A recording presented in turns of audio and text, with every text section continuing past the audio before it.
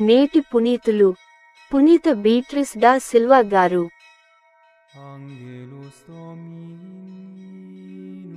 ఆదివారం సెప్టెంబర్ 1, 2024.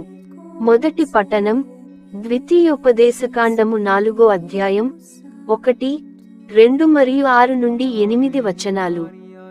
ఇశ్రాయేలీయులారా, నేడు నేనాజ్ఞాపించు చట్టములను విధులను పాటింపుడు. అట్లు చేయుదురేని మీరు బ్రతుకుదురు. మీ పూర్వుల దేవుడైన ప్రభువు మీ కొసగిన నేలను స్వాధీనము చేసుకొందురు. నేను ఆజ్ఞాపించు విధులకు మీరేమీ చేర్పరాదు, వాని నుండి ఏమీ తొలగింపరాదు.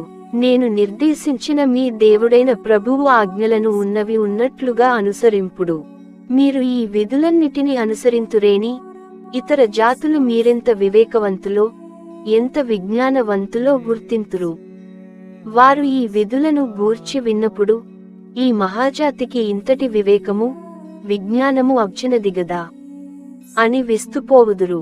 అవును మరి, మన దేవుడు పిలువగానే పలుకును. ఏ జాతి జనులకైనా, ఎంత గొప్ప జాతి జనులకైనా వారి దేవుడు మన దేవునివలె చేరువలో నున్నాడా? ఏ జాతికైనా, ఎంత గొప్ప జాతికైనా నేను ఈనాడు మీకు వినిపించిన న్యాయబద్ధమైన విధుల వంటి ఆజ్ఞలు చట్టములు కలవా? ఇది ప్రభువు వాక్కు. రెండవ పఠనం యాకోబు వ్రాసిన లేఖ 1వ అధ్యాయం 17, 18, 21, 22 మరియు 27 వచనాలు. అన్ని మంచి వరములు అన్ని సమగ్ర బహుమానములు పరలోకము నుండియే ప్రసాదింపబడును.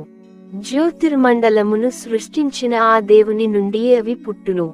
ఆయన మార్పు నొందడు, తిరోగమనుడై చీకటిని కలిగింపడు.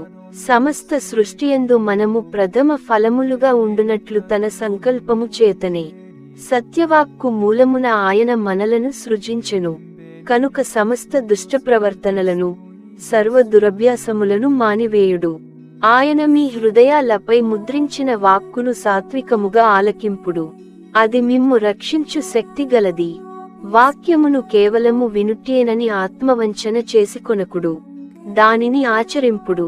తండ్రి అయిన దేవుని దృష్టిలో పవిత్రమును నిష్కళంకమునైన మతమేదనగా అనాథలను విధవరాండ్రను వారి కష్టములలో పరామర్శించుటయు ప్రాపంచిక మాలిన్యము అంటకున్న తనను తాను కాపాడుకొనుట అనునవియే. ఇది ప్రభువు వాక్కు.